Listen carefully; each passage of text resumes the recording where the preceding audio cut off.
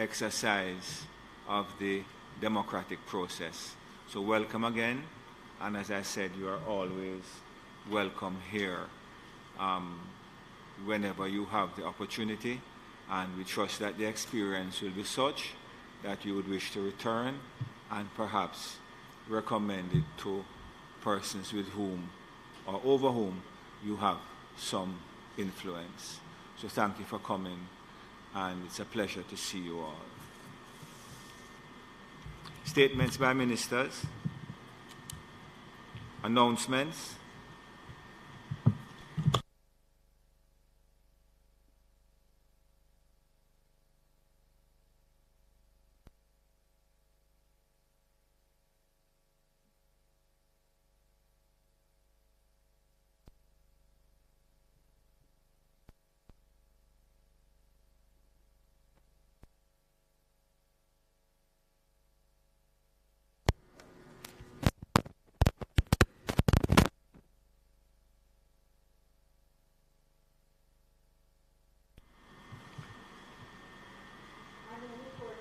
One minute, Ms. Curtis.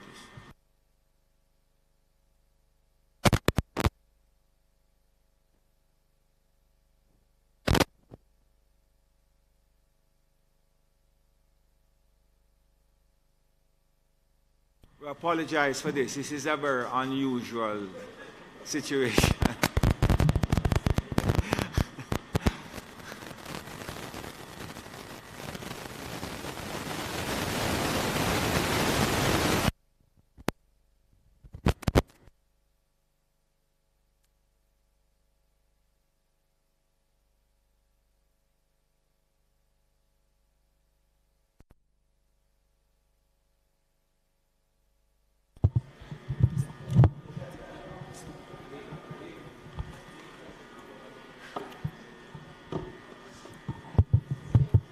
Thank you. Laid on the table of the Senate today are the following: Annual Report of the Private Security Regulation Authority for the period April 1, 2017 to March 31, 2018, and the Ministry Paper number 70 of 2023 entitled Annual Report of the Private Security Regulation Authority for the period April 1, 2017 to March 31, 2018. The Green Economy Investment Strategy for Jamaica and its Ministry Paper number 71 of 2023, and it is entitled The Green Economy Investment Strategy for Jamaica. Annual Report of the Montego Beach 1975 Limited for the financial year 2014-2015. Annual Report of the Integrity Commission for the financial year 2022-2023. The Integrity Commission's report of investigation concerning allegations of breaches of the Corruption Prevention Act and the Integrity Commission Act by Sarita Hoylett, an employee of the Jamaica Customs Agency. And the Auditor General's Department Certified Appropriation Accounts for head 15,010 for Jamaica Information Service for the year 2017-2018, for head 26,024 for the Department of Correctional Services for the year 2017-2018, and head 4220 for the Registrar General's Department for the year 2013-2014.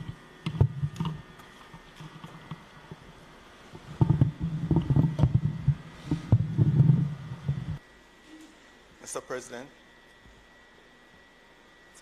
I was wondering, Mr. President, that from week to week there seems to be a chaotic and confusing approach to tabling reports from the Integrity Commission and from the Auditor General's Department.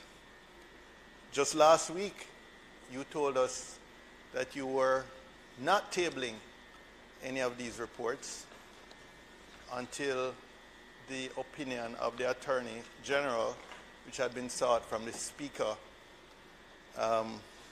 was available. Notwithstanding the Speaker not having had this opinion, the reports of the Integrity Commission were tabled in the House earlier this week and today here in the Senate. I would ask that you clarify this situation, which on the face of it seems very arbitrary and capricious. However, I assume that there is a greater logic to it that you will share with the members this morning. And I invite you so to do, Mr. President. Like everything else, I'm not really in a position to address how you choose to analyze things. Arbitrary and capricious, your words. If you had taken the time to listen to the Speaker, you would have heard her say, you would have heard the Speaker say that following discussions with the Attorney General's chambers, she had taken a decision to table the document. You didn't hear that? No, Mr. President, I am a member of the Senate and I don't normally attend or follow the proceedings in the House. You are a member of the Senate. Hold on. You're a member of the Senate, but you're making reference to what? Okay, let me not get into any. And I especially avoid listening to persons who self-describe as dodo birds. Okay, no problem. Well, the issue is quite simple. There are ongoing discussions with the Attorney General's chambers, and I didn't mean to be fractious so early in the day. Factious or fractious.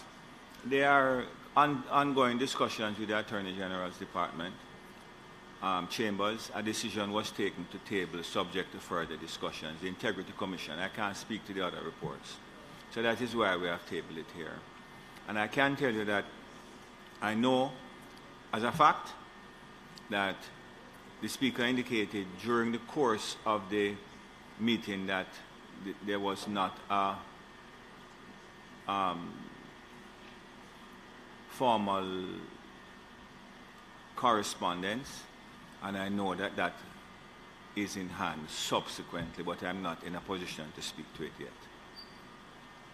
So since I know you are not hobbled by the Speaker's decision, as this is an independent chamber and you're an independent presiding officer, can we take it that until and unless an opinion to the contrary, that we will return to the practice and the convention that the Integrity Commission's reports, once presented, once delivered to Parliament, will be tabled at the earliest opportunity, or to the Senate. Let me tell you without fear of contradiction, without hesitation or reservation, I, this President, will follow the law at all times.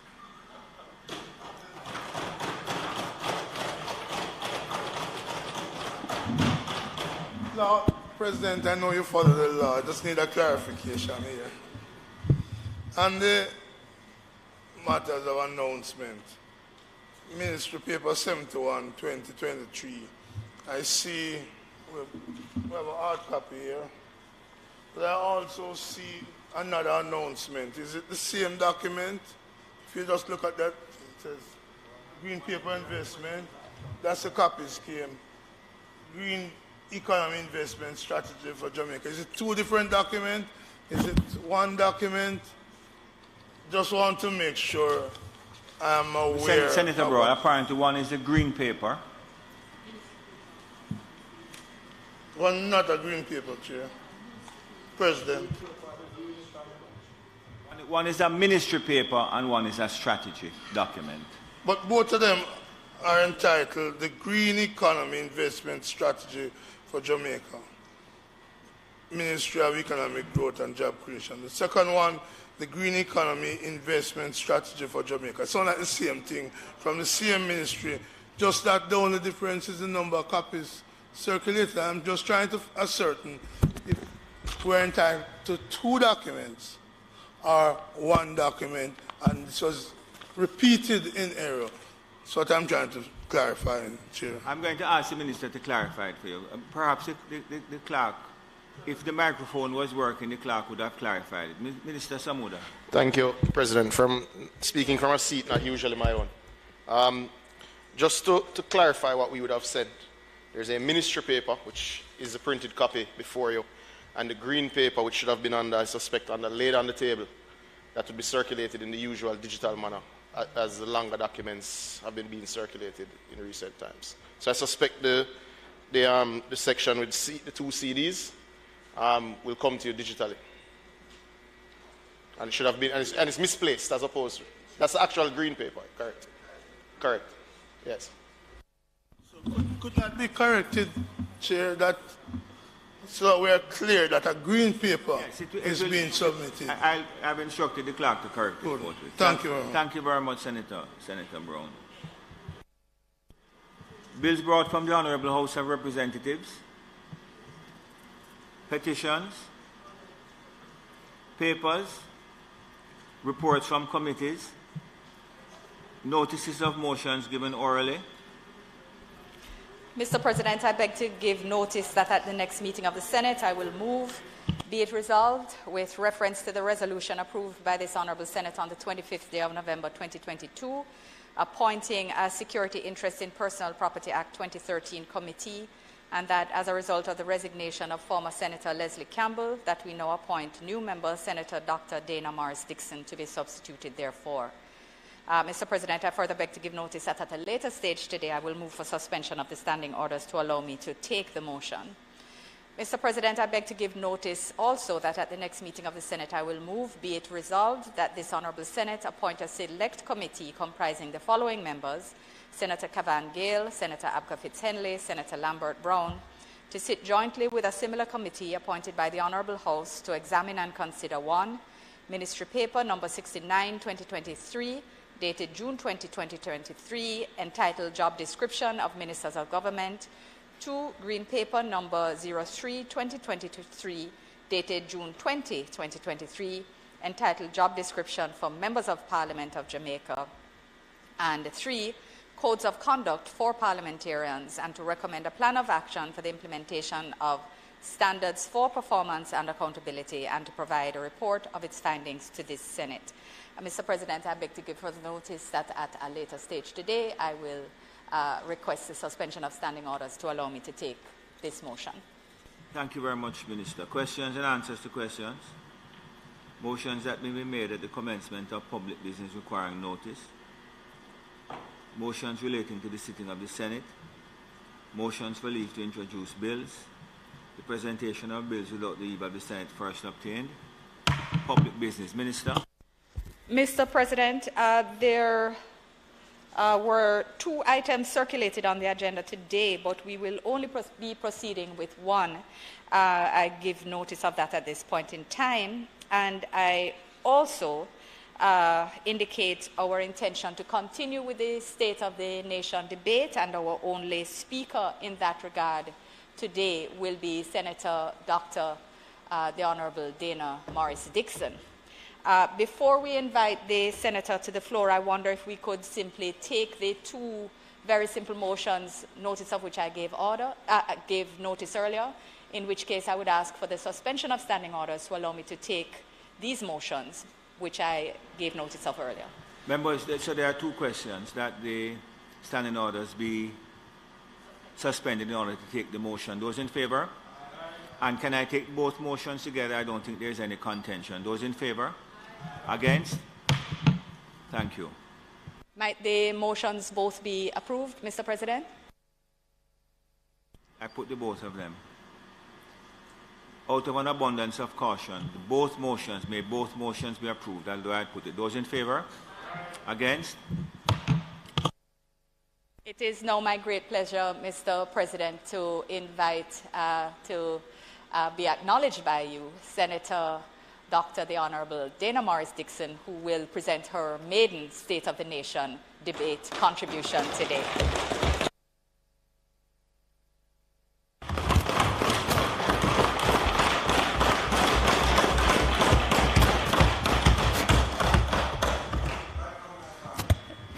Mr. President. Senator the Honorable Morris Dixon.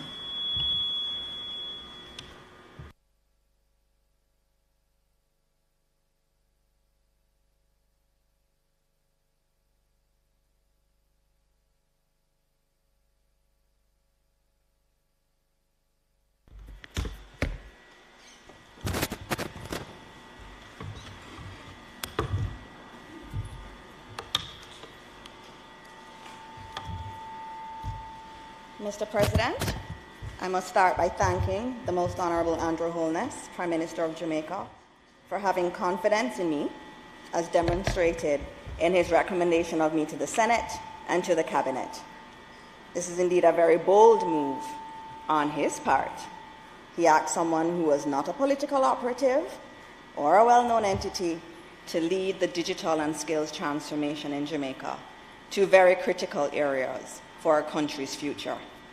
I thank him for giving me the opportunity to serve this wonderful country and to use what I have learned in academia, the public sector, and the private sector to lead the transformation of these two areas. Mr. President, I want to acknowledge the persons in the gallery today. I have to acknowledge my wonderful husband, who is indeed my life partner. I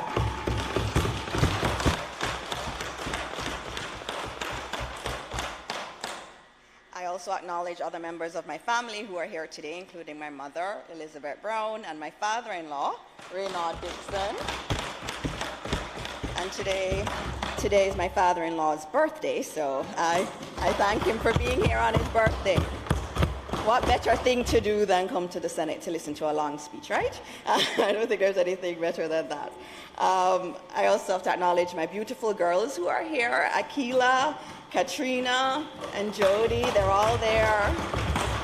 And some of my family that's visiting here from California, in particular, Winsome Dixon Reed and Bennett Reed.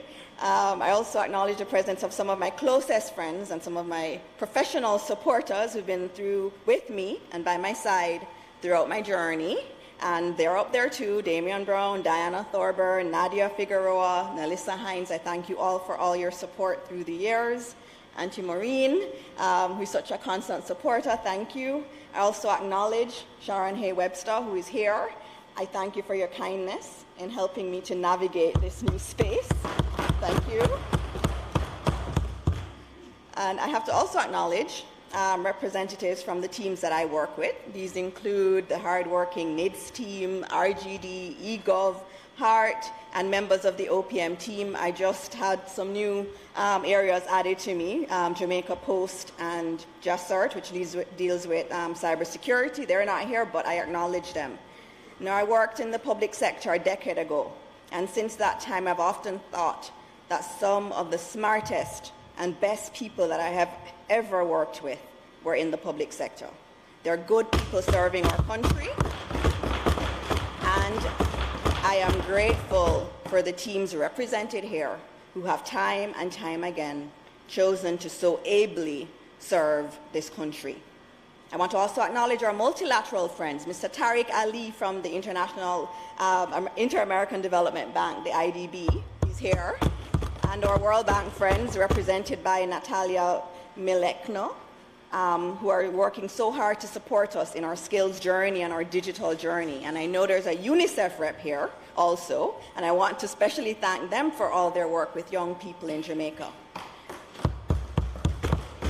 I know that these entities and many others are friends of Jamaica, and I look forward to working with them to get some more things done in our country. Last but certainly not least, I want to acknowledge the young people in the audience, many of whom are HEART trainees and are here to listen to this presentation. And I know that there were some other young people, young leaders from G2K and Young Jamaica who said they wanted to come to hear about these two transformational areas, and I always love having young people here.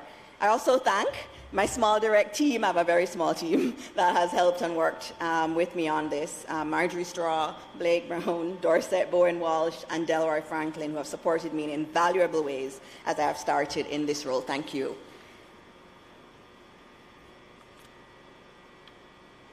Now, Mr. President, as a child growing up in Jamaica in the 1990s and 2000s, I kept hearing how badly our economy performed and how much of a seeming economic basket case we were.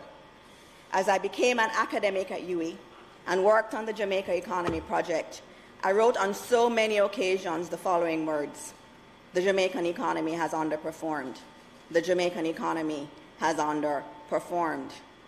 I wrote that so much, and I heard that so much, that I started, like many, to think there was seemingly no hope for our economy. But I was wrong. We could do better. We most definitely could be better. And I've looked on over the past few years and seen that we did do better. I know many persons may be wondering why I would leave the private sector to work for the government. It's because I can see the work that this government has done and is doing. And this work was done through a real social partnership. This work spanned administrations and involved the unions and civil society, and even most importantly, it involved the people of Jamaica, who made many sacrifices, from wage freezes to the impact of limited spend on necessary capital projects. Despite what some may say, Jamaica has competently and boldly weathered a once-in-100-year pandemic. We have become a shining light of what good leadership looks like. And I repeat that without fear of contradiction. We are what good and even great leadership looks like. Many countries can only dream of the kind of fiscal stability and certainty that we have in Jamaica. The no new taxes, the reduction of our debt to GDP ratio from almost 150% to 78%, unemployment at an all-time low, unprecedented increases in the salaries of public sector workers. And the list goes on. This Andrew Holness-led administration has maintained its focus despite global challenges to create a clear path for economic growth through good fiscal management. Mr. President, when I was asked to sit in the Senate and to become a member of the cabinet, I said yes because I had confidence in our ability to do the right thing that had been done by the Prime Minister and his cabinet in securing fiscal certainty. But the Prime Minister and the cabinet are not satisfied with good. They want to move from good to great. And I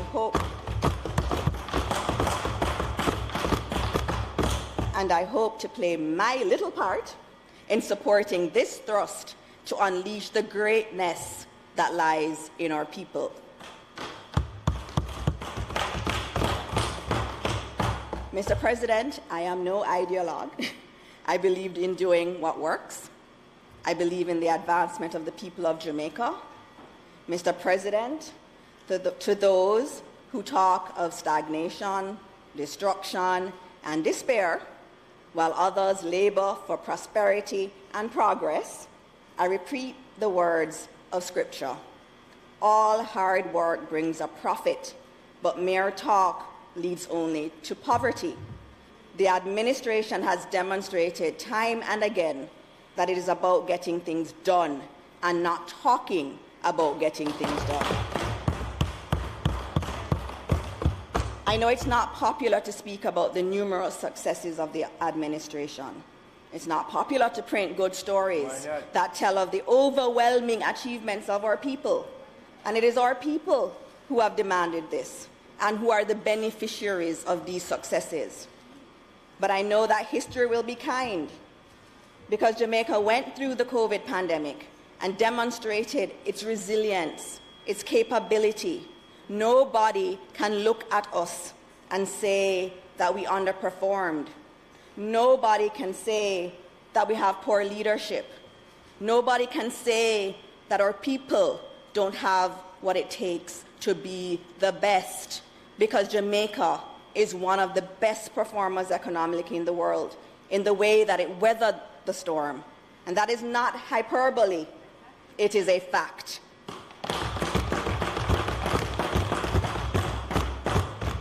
We are a strong people. We're simply better than the rest. And we have to believe that and talk about this success so much more than we do.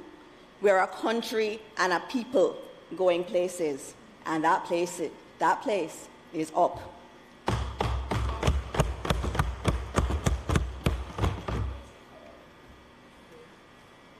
Mr. President, I have been given responsibility for digital transformation. But what is digital transformation? Digital transformation is simply using technology to make our lives easier. Technology is not an end in itself. It is a means to an end. And that end is the efficient delivery of government services to our citizens. It is about respect.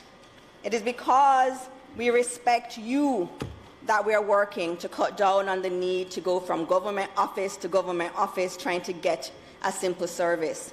It is because we respect you that we need to use technology to better deliver social services. It is because we respect you that we are simplifying processes and allowing you to do more things at home or closer to home. Many hours of productivity are lost daily because persons have no choice but to wait in long lines or commute to many places to conduct transactions. Technology, therefore, can allow us to plan for that time differently and to use it how we really wish. Because technology has become a part of our daily tasks, we often don't even remember that we're using it. When we text or do a video call with someone using WhatsApp, thereby communicating in real time with anyone we wish, regardless of where in the world they are. That's technology. When we pay or offering with a debit card at church, that's technology. When we buy from Amazon online, that we do so much, that's technology. But I know that Minister Hill is going to fix that because we're going to have a Jamaican e-commerce site for Jamaican goods. But that's technology. The cell phones and social media platforms that have become added appendages are technology. We're a people that has embraced technology already, and we aim to continue using technology, but to make our lives easier. Mr. President, today I lay out the framework for technology and digital transformation. Small, incremental changes are not enough. It is critical that Jamaica works to leapfrog other countries, and this can only happen if we use technology to drive efficiency and productivity. The goals of our digital evolution are simple: respect, efficiency, inclusion, and trust. Those are the goals. And I have been very happy to see that there is bipartisan support for this move to a more digital economy and society. Just last week, the leader of opposition business, Senator Bunting, spoke of the need to move to create a digital economy. And some weeks ago, our colleague Senator Crawford, nice to see you over there, noted in discussions around the brutal killing of one of our children the need to move towards using more CCTV cameras and having Jamaica Eye and the Ananda Alert system more integrated. What this means is that both sides of the aisle support where we are going and support the need for digital transformation.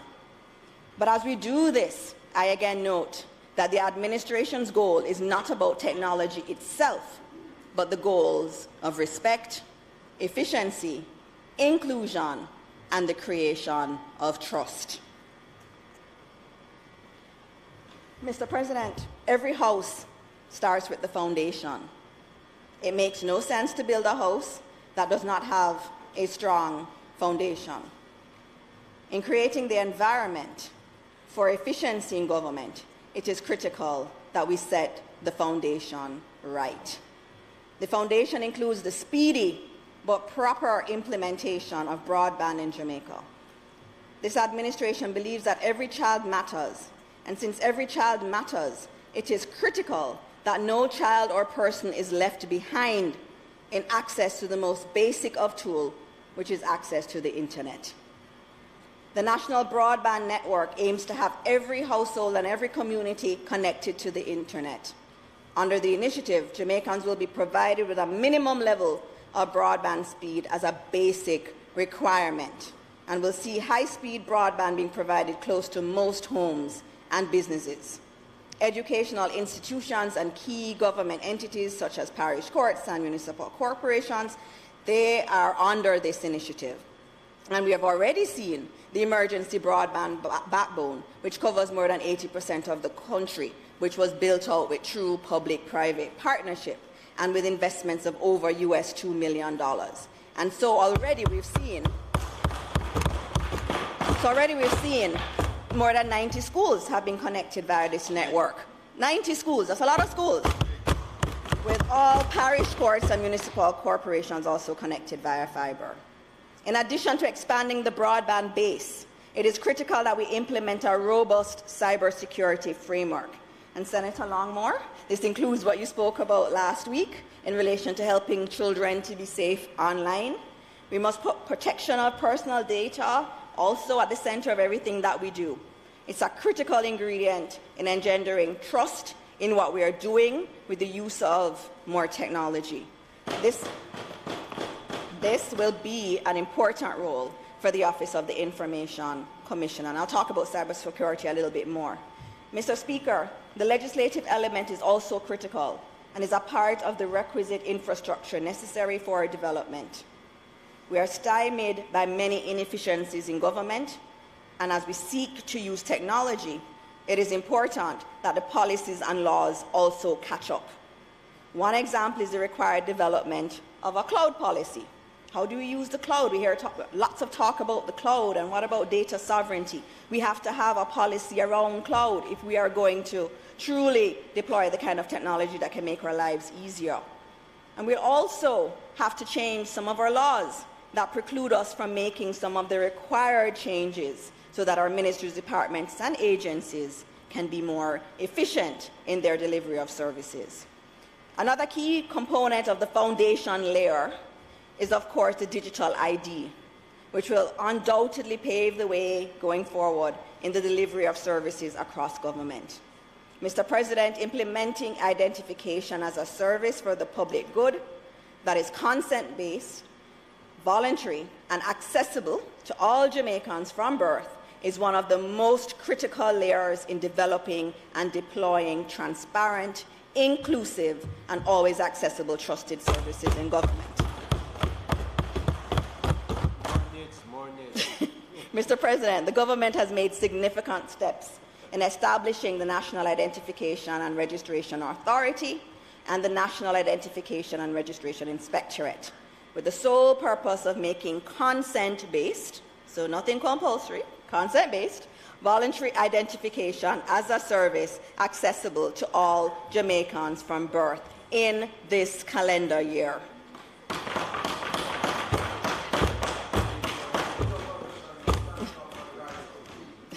Mr. President, the government is far advanced in completing the NERA and NERI organization design approvals. The government intends to put in place the resources to govern and operationalize Jamaica's first National Identification and Registration Authority as prescribed by law this year, this calendar year, not financial year, this calendar year. Mr. President, what has been in the pipeline for over 40 years will become a reality in this calendar year. President, I'm pleased to advise that NERI, which comprises the Commissioners of the Electoral Commission of Jamaica, is now positioned to provide independent oversight of NERA, which is required under the law. Mr. President, I must underscore that establishing this independent oversight body is at the vanguard of protecting the privacy and confidentiality of any individual's identity. Mr. President, the government has recently published a request for proposals to modify 10 Jamaica post offices for enrollment sites for NIDS, similar to the already modified Central Sorting Office or main post office. Mr. President, these National Identification and Registration Authority enrollment sites will coexist in specially designated spaces without interfering with the services of the post offices. These modification projects bring capital investments to the Jamaica Post that it has not seen for over 40 years. This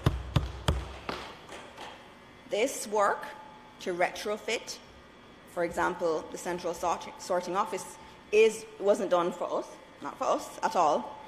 And so, because it was done for the people of Jamaica, I invite the public to visit the Central Sorting Office on South Camp Road to see the model that will be extended to over 23 additional post offices in parish capitals and towns across Jamaica. Mr. President, by August, which is next month, the government will publish a request for proposal for the retrofitting of an additional 10 post offices. The government will also modify 3 additional post offices in Kingston to expand enrollment coverage. Mr. President, upon completion of these projects, there will be over 20 enrollment sites that will be available for Jamaicans to access the NERA services.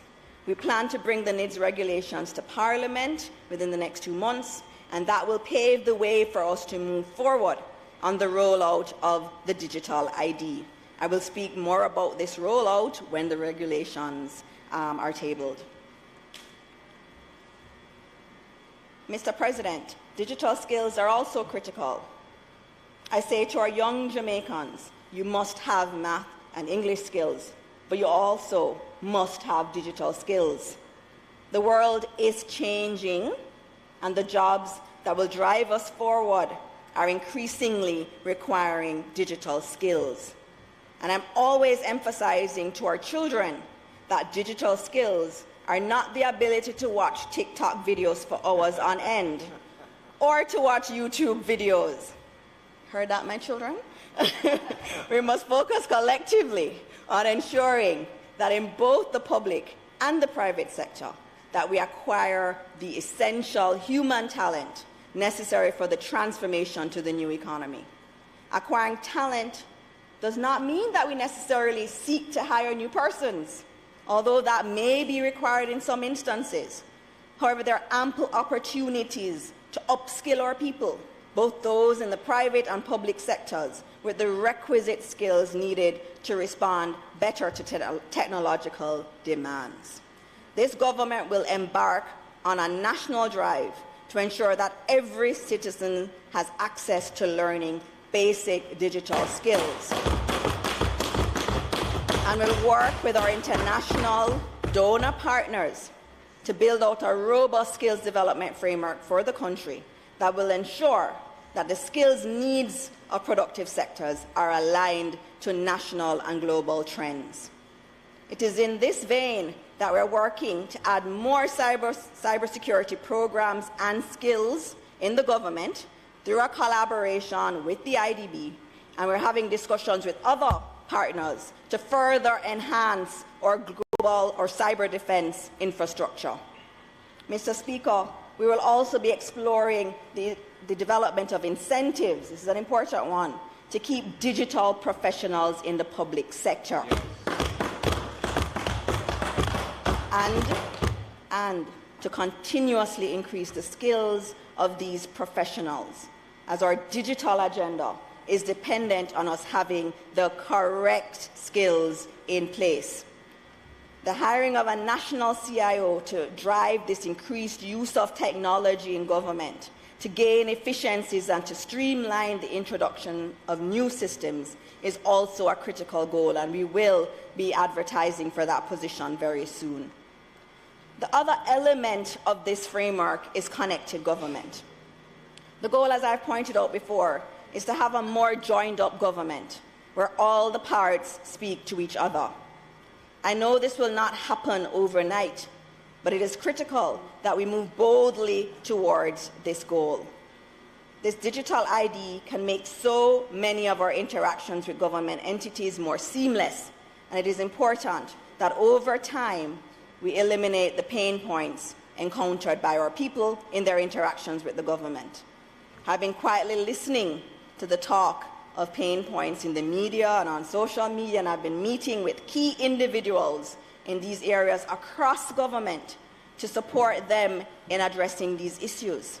And I thank the teams across many ministries for being so open to me and for seeing it as a joined-up effort to enhance service delivery. And I have to say something on that. You know, usually we talk a lot about silos in government and even in entities. And I have to say that my colleague ministers have all been very open to me meeting with their teams. That says a lot. It says that they understand that the only way forward in terms of this digital transformation is if we all work together. Mr. President, the Registrar General Department is one of the beacons of embracing technology, and they're currently executing even more modernization initiatives. The agency's primary focus is making its products and services easily accessible to the general public and giving timely information under the strategic direction of making the RGD digitally bold. As you see, they have already bought into the bold theme of this presentation. But I tell you, they are also not okay with good. They're working to be great and to build on the work done in previous years. Mr. President, to that end, the RGD will continue the expansion of its online product offerings and streamlining of service delivery to the public. Mr. President, the Registrar General's Department can now facilitate online application and payment for search and authenticated copies of wills and deeds, online appointment for registry weddings. So if any of you want to get married again, you can go online and apply to do your wedding at RGD, and it is a beautiful wedding and it is not expensive. First time. First time. Yes, please, we'll give you a discount, but please make it RGD for your wedding. It's very nice. And they're also working to put the online application for adoption certificate applications online. And this is in addition to all the other things that they have done.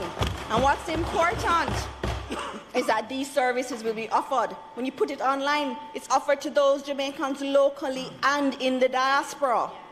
And there's so much more that they are doing and want to do, and I'm confident that they will do this. We are a country and a people going places, and that place is up. Up, yes, yes. High up. A critical component of the digital thrust must be a central authority for digital services. The ICT Authority Act has already been passed, and we need to make that alive. Now, I know eGov is here, and eGov has been doing tremendous work in trying to coordinate all of these across government. But what is envisioned in the ICT Authority is more people, so that we can deliver more services. And so it is very important that we set up this entity, and it is very important that we select a CIO for Jamaica, and that is a priority, and that has to happen before the end of this year. Good. The other element is the digital economy, Mr. President. And the digital economy refers to industries that use innovative and cutting-edge technologies to drive productivity and economic growth. A digital economy is also one that is more service-oriented. We currently work in a global market where persons can be based locally but engage globally. This new mode of engagement will require public and private sector, both sectors, to recognize that more and more people are not only engaging with people from across the globe, but also conducting transactions globally. Senator Hill and Jamper, the Honourable Minister right beside me, and Jamper are working hard to support businesses in this area, and I applaud them for their work in the Global Digital Services Project funded by the IDB, which has seen tremendous growth in the business process outsourcing sector. The BPO is only one sector. There are many brilliant young people quietly operating in the tech space already. Yes, they're engaged in software development and the development of robots. I interacted with a robot the other day in Montego Bay, big data analytics, and in many other areas. My friends, the digital economy is already here in Jamaica. But as we get the other layers of this house that I'm going to be building right, we will set the stage for even more entrants in this area and the expansion of more existing businesses through the introduction of technology.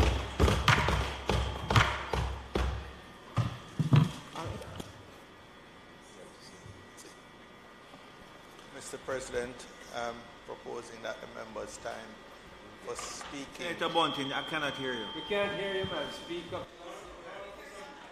You know, I've been listening out for the Honourable Minister to speak of the upgrading of the digital equipment at Parliament. Get in there. So I don't know if you're, for emphasis, pointing that out, Mr. President.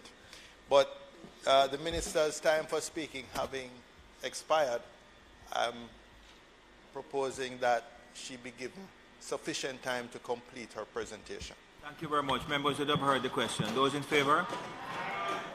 Minister Morris.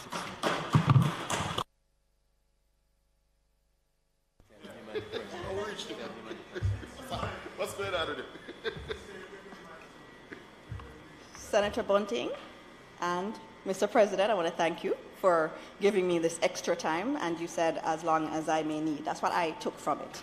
All right, Mr. President, with respect to artificial intelligence, AI, I understand that there are real concerns about generative AI. And this is why I'm in the process of forming an artificial intelligence task force, whose main function will be to conduct research in the area and provide an evidence-based foundation for the development of a national AI policy. The task force research will comprehensively analyze the current state of AI in Jamaica, including research and development activities, and there's already quite a bit of AI already being deployed in some of our entities in Jamaica. It will look at adoption levels and challenges faced by various sectors of the economy. The task force is also expected to identify opportunities for the adoption of AI technologies, potential areas of economic growth and development, and potential social impacts. We must understand the risks and implement the necessary safeguards to allow us to respond to the rapid rate of technology change and to ultimately scale with confidence. Mr. President, the economy that we envisage is therefore one where we can use technology to boost production, productivity, and economic growth, which will allow Jamaica to claim its place in this constantly evolving global market. We're a country and a people going places, and that places, Minister Hill, up. High up. High up. Now, one of the pillars. She asked me, I couldn't say anything else. And one of the things I should note, about the technology here, I mean, this is obviously an area that we have to attend to. This House needs to to have the latest technology, and even in terms of visually, I had a very, very fancy presentation, but the technology here couldn't handle it. But, you know, we will get there. You know, we're going up, and so up also includes in this case. Yeah, R8. Payments are the oil in this entire system. It is important there be multiple options for moving forward, as well as multiple options to pay for things.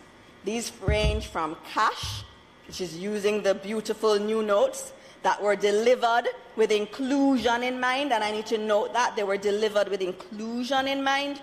I saw online a video of a young lady speaking to Minister Clark, and she's from a family of individuals who are visually impaired. And she said her family no longer needs her, because in the past, you know, she would have to tell them what money was given to them because they felt that sometimes people would have cheated them. And she said that her family was so happy about the new notes because they no longer needed her to tell them what money that was. And that is all about inclusion. Performing government. They're performing government. Payment options also include multi-link credit card, also payment wallets, and the CBDC, central bank digital currency. The key is that we have many options, cash being one, to make our lives easier.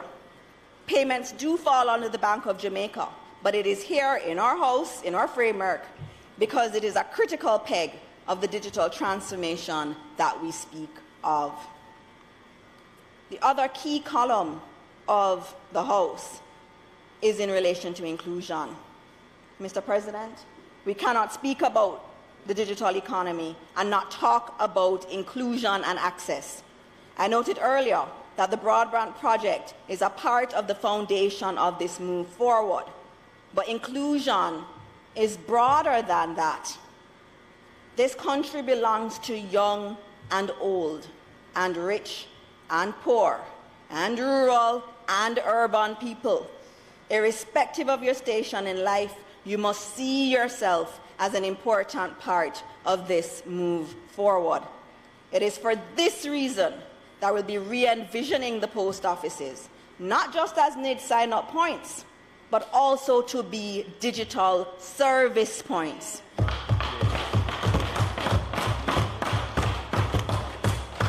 And for these digital service points, people can use these locations to also get access to the government services and other digital services that are online, and to be a part of this changing world. I cannot say enough, Mr. President, about inclusion.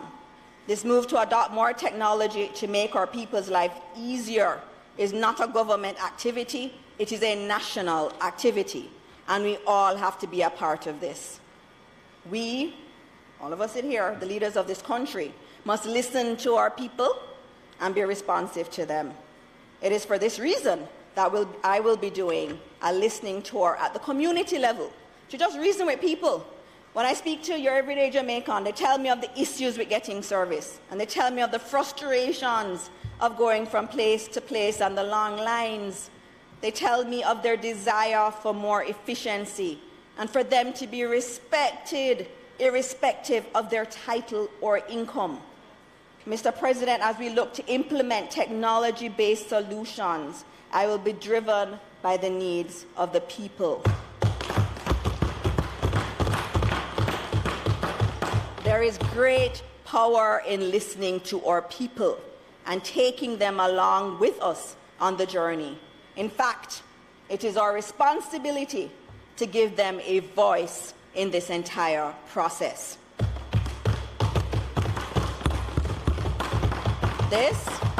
This is our future, all of Jamaica's future, and the administration is committed to making it an inclusive future where everybody's child matters, and every community matters, and every parish matters.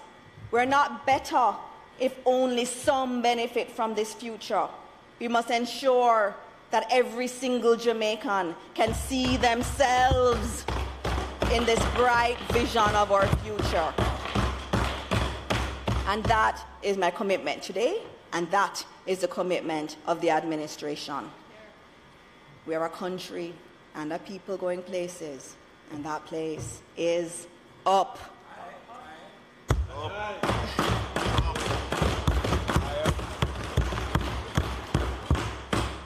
Damien going with him, going up.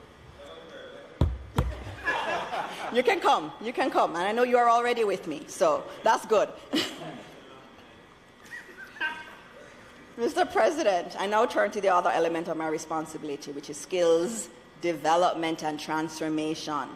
And I must note, and I see the head of Heart in the gallery, I must note that today Heart is celebrating World Skills Day. Isn't this ordained by God or something? The Minister of Skills is speaking on World Skills Day, right? And I didn't know before. So, happy World Skills Day to my fellow senators and to all Jamaicans. Many in the multilateral world were very interested in my appointment, as it is not usual to see a minister with any specific responsibility for skills in our hemisphere. Again, it is indicative of our Prime Minister's bold thinking. Skills are critical for the future of Jamaica. As many of you have seen, the world is changing, and the jobs of today and the future are changing in significant ways. If we look at many of the reports on where this world is going, they show that developing people with the right skills is not only crucial to deploying the right technologies across industries, it is also key to achieving inclusive growth. A large body of evidence suggests that technology is changing the jobs landscape. In fact, many workers performing routine tasks do run the risk of being displaced by technology. But that can only happen if we don't adapt and pivot. We have been a witness to this fast-paced evolution with ChatGPT's deployment. A 2019 study stated that in the region, as much as 19% of men and 21% of women may be displaced by new technologies in the coming years. With these new technologies being rolled out at the rate of displacement, this rate of displacement has the potential to increase unless we prepare to learn how to boldly use the technology to our advantage. Mr. President, our country needs to re-envision our approach to skills, and by re-envision, I mean that we owe it to our children, to our workforce, to ensure that they have access to training so that as skilled persons, they have more control over their destiny and can chart their path to a brighter future. By re-envisioning, I mean that we can no longer afford to take an ad hoc approach to how we develop skills in this country. We have to demystify skills and remind persons that anyone at any age or level can upskill or reskill themselves. And it is important that we provide the opportunities to do so. Mr. President, I tell you further that even for entry-level jobs, digital skills are now just as important, as I said, as maths and English. The jobs of the future, the jobs of now, all require some level of familiarity with technology, and we must prepare our children for that reality. All children matter. We do not want a country where only some children are able to adapt to the needs of the changing world. As a proactive response to this new reality, training programs offered by Heart Trust will include a digital skills curriculum. We have to make digital skills a must for every citizen so that they can become comfortable with the technology. Mr. President, it is important that we align skills development with the overarching growth strategy of the country. To properly align the supply and demand of skills, it is important to involve industries and other social partners in the identification of skills needed, curricular design, and the provision of training. Ongoing collaboration with the private sector is critical for the continuous adaptation of curricula to labour market demands. When the world is changing and changing so quickly, a curricula or any kind of curriculum that you develop today may be obsolete in another year. And so we have to be adaptive. Many developed countries have ensured employers' participation in skills development through the establishment of sector bodies or organizations that represent industries as a part of their institutional arrangement. And these sector bodies or sector skills councils, and Minister Hill knows very much about this, can play an important role in signaling to the country when it should pivot into new skills and support the proactive planning of our skills in response to future demands. And I heard some murmurings over the other side, but I know it's because they support everything that I'm saying, and I thank you for that support. Thank you very much. Now, these sector skills councils are an excellent example of what a robust public-private partnership can yield. The results can be a win-win for both government and investors. An upskilled workforce responsive to sector demands and industry operators being able to compete more effective globally is what we want. It also demonstrates why we cannot act in silos. A whole-of-government approach is required. I will have to rely on the Honourable Albin Hill as Minister of Industry, Investment to signal. He's very important to signal. We're working together to signal to the skills actors, and these skills actors include me and HART, the HART team that's here, what the needs of industry are and where the growth opportunities lie. We cannot operate in a vacuum, and so we have to operate closely. We rely on the Minister of Labour, the Honourable Pernell Charles Jr., to signal changes in labour dynamics so that we can jointly act. I'll rely on the Honourable Favour Williams and the Ministry of Education in developing the first phase of introduction to TVET in high schools so that our high school graduates are ready for intensive and relevant skills training. As industries around the world transform themselves, securing a pipeline of skilled labour and empowering our current workers to pursue upskilling and reskilling opportunities to be a pillar of such transformations is how we make Jamaica a regional hub for economic growth. To this end, regional hub. to this end, we will be embarking on the development of a national skills strategy for Jamaica, for Jamaicans. The objectives are to address the current challenges our TVET and skills development system faces, and some of these are outlined in the Patterson report on TVET, which will be released soon. To strengthen the links between employers, education and training providers, putting people at the centre at the constant evolution of skills, delivering the skills to create more and better jobs and sustainable economic growth, an inclusive society where we empower Jamaicans from all ages to embrace their path towards new opportunities that embrace technology. Several countries around the globe have already moved in this direction. Ireland, South Africa, Australia, Germany, amongst many others, they're already there. They understand that a deliberate skills strategy is crucial for our country's development. Mr. President, HART Trust is working to strengthen its TVET operations to make the organization more responsive, more accountable, and indeed forward-looking. This is the view of building a technically skilled workforce that is nimble and responsive to changes in global demands. The OPM will work with HART to develop and grow higher-level technical programs that are underpinned by the needs of the local economy and industry insight.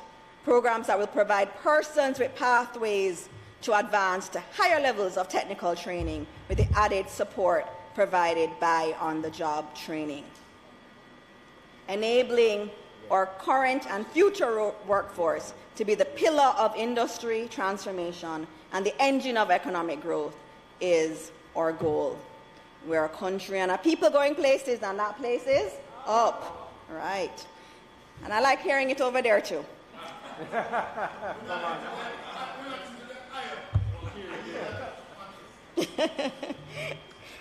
All right, Mr. President, it is unfortunate that many Jamaicans... That comment was unfortunate. Yes, I thought you'd want to be out there, but anyway, Mr. President, it is unfortunate that many Jamaicans regard the Hart Trust as a second-class institution of learning. There exists a pernicious stigma surrounding skills. Mr. President, it is my job to change that perception, and that starts today. Mr. President, in the gallery, there's a special young man, a young man from humble beginnings. He hails from Kingston 11, the Kingston 11 community of Olympic Gardens. Upon graduating high school, he started working, as many must do to support themselves and their loved ones. In November 2001, he made the pivotal choice to continue his education. Some of you would think, he's very successful now that he went to UTech, UE, NCU, or any of those other great tertiary institutions. No, Mr. President, he did not. He went on to enroll himself in a 3-month telemarketing course at Garmex Hart Academy. This course provided him with the foundation of his 18-year career journey at Alorica. Mr. President, that young man is Christopher Boucher.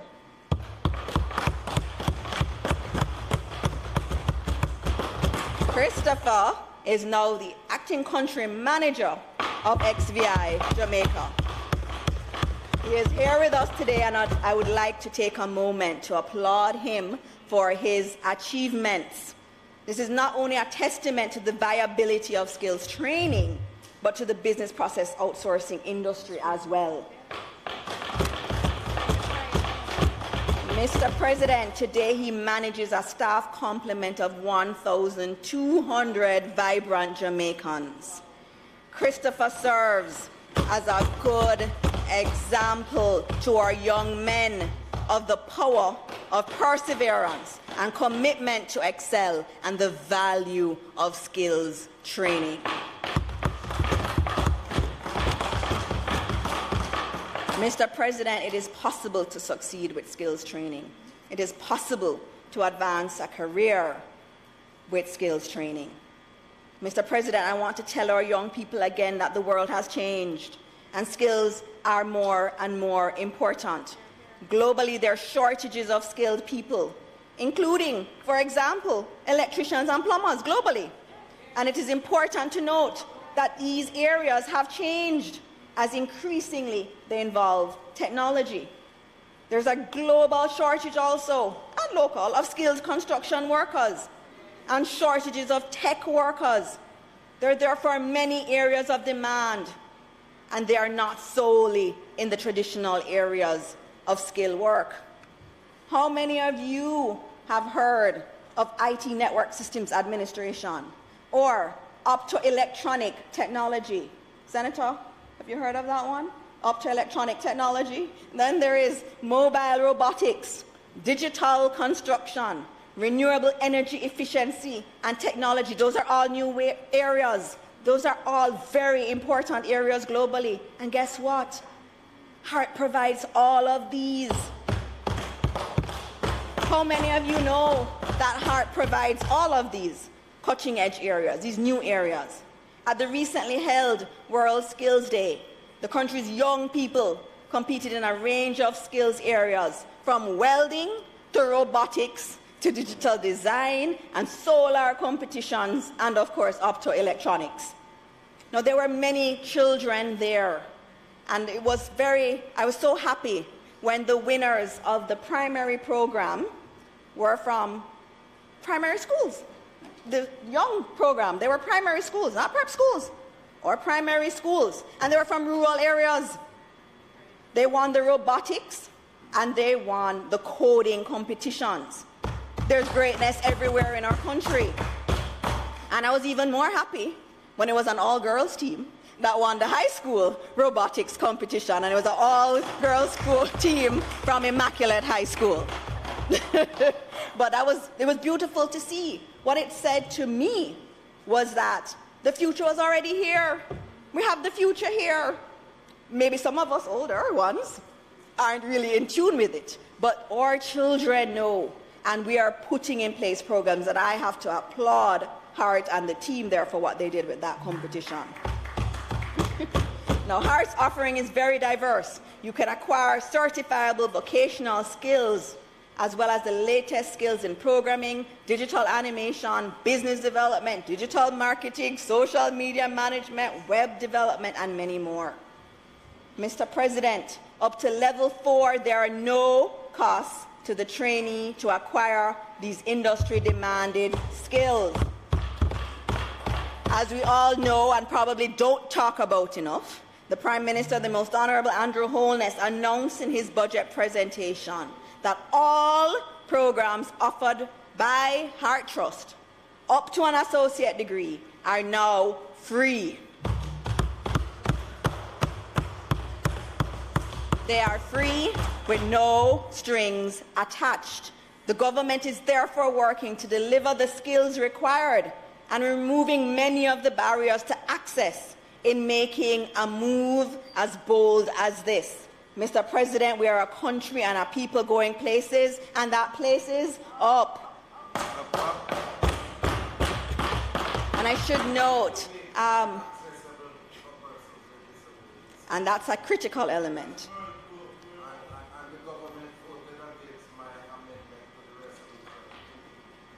Inclusion is going to be central to everything. Inclusion is central to everything, and that will be an added element to everything that we do.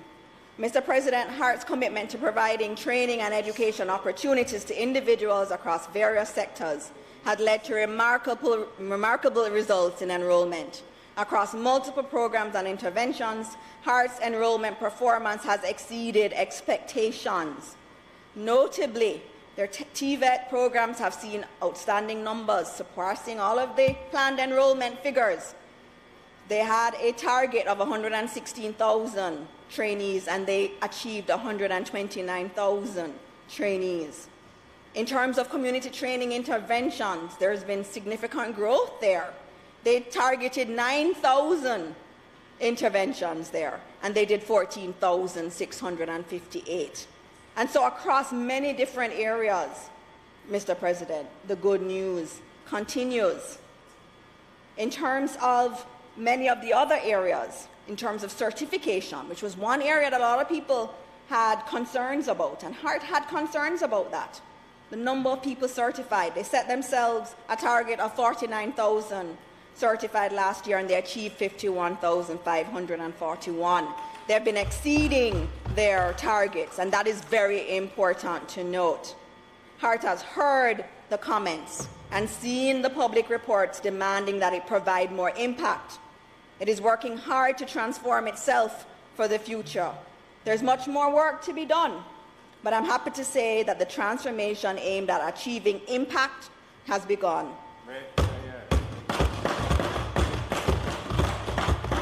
Our children deserve a great heart, and that is what the board and managing director are working to do, to put the heart back in Hart and to be the place that empowers the workforce of the future. Mr. President, allow me, as I get near the end, to touch on the National Partnership Council, for which the Prime Minister has charged me as a coordinating minister. On December 28, 2022, the partnership agreement, a partnership for Jamaica's strong and sustainable recovery, was signed by the Prime Minister as the government's representative, as well as representatives from the opposition, civil society, the church, the trade union movement, and the private sector. This comprehensive agreement has 5 strategic components: prosperity, peace, people, planet, and partnership. Mr. President, all stakeholders, by way of the partnership agreement, have entrenched their commitment to full sustainable economic recovery, a safe, secure society, and empowerment of the Jamaican people to realize their fullest potential. The National Partnership Council will also support initiatives to protect and restore our environment and natural resources. Finally, the National Partnership Council and all stakeholders involved are unequivocally committed to the spirit of cooperation and unity. The partnership is therefore a critical component of our thrust for development that is inclusive and that takes people along. It is important that we strengthen this partnership and use it to truly achieve the goals set out in the partnership agreement. I know that on my part, I will consult with the National Partnership Council as we work to transform our country, to boldly uplift our country in the areas of digital and skills development. It is critical that we have a shared understanding and broad collaboration on our digital undertaking. The National Partnership Council has served the nation well, Mr. President. It's now time to thoughtfully and urgently institutionalize the body into our governance framework. As such, I will build on Aubyn's work. As such, we will be developing terms of reference for the organization and its members, defining the NPC's scope of authority and its mandate. Furthermore, we will institute frequent meetings to entrench regular discussions on matters of national importance. Mr. President, as per the signed agreement, this information will be compiled and taken to Cabinet for approval, all of these things that we want to do, by December 2023, as per the agreement. Mr. President, the spirit of collaboration and unity that underpins the partnership agreement will guide our endeavours as we work towards a prosperous and harmonious Jamaica that is responsive to the needs of all citizens. We are a country and a people going places, and that place is up. Thank you.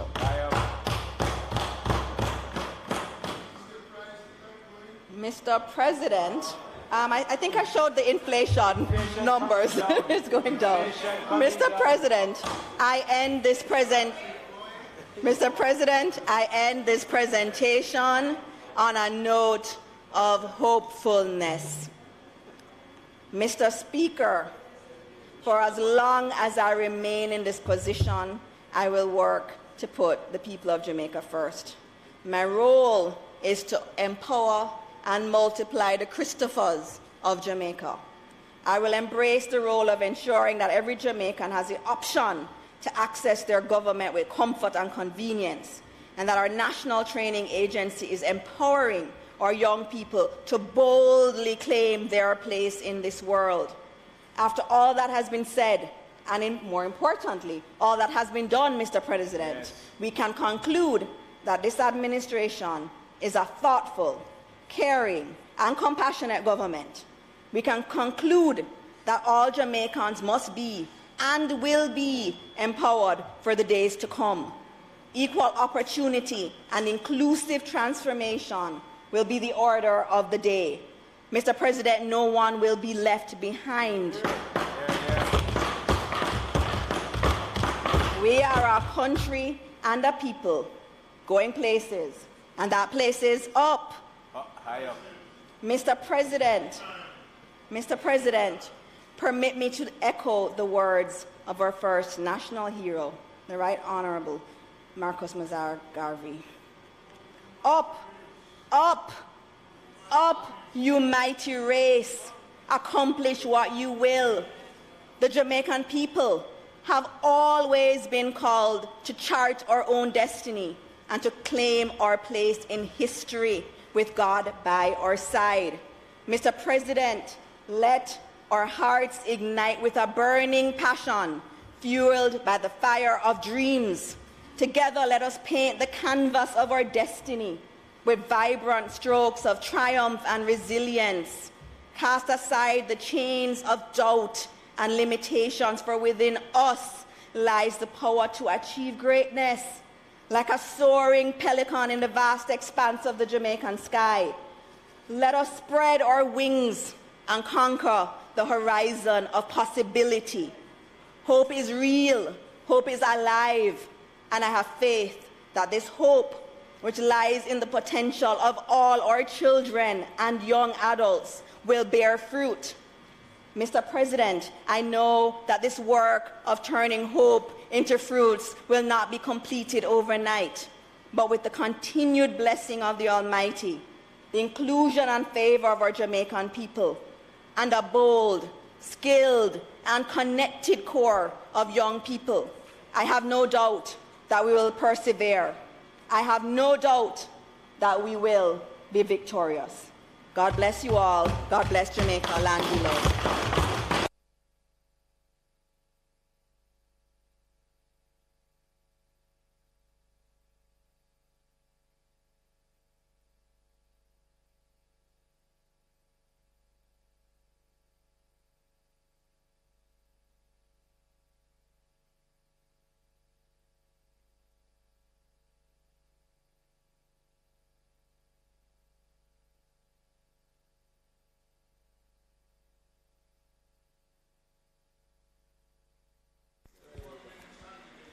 Mr. President, might I ask for the recommittal of the item announcements? Members should have heard the question that the item announcements be recommitted. Those in favor?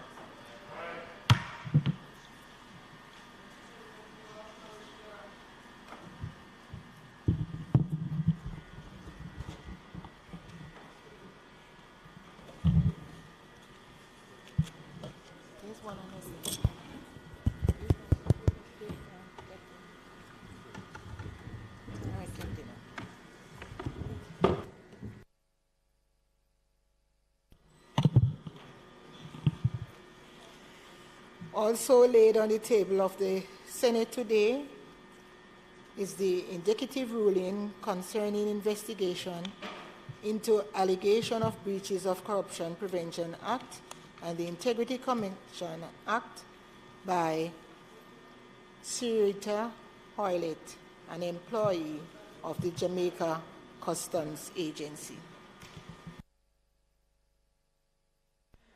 Mr. President,